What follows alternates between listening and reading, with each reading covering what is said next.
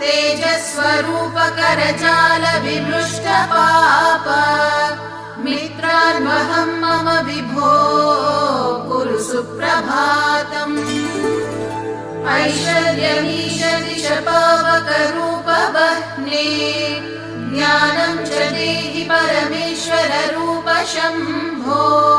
मोक्षं प्रयच्छ च जनार्दन रूप विष्णो नीरोगतां दिश रवे कुरु सुप्रभातम्।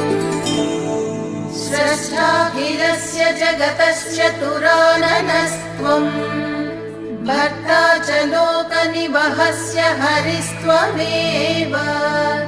हर्तासि भूतविततेर्विषमे क्षणस्त्वम् सूर्यत्रिमूर्तिमय मे कुरु सुप्रभातम्।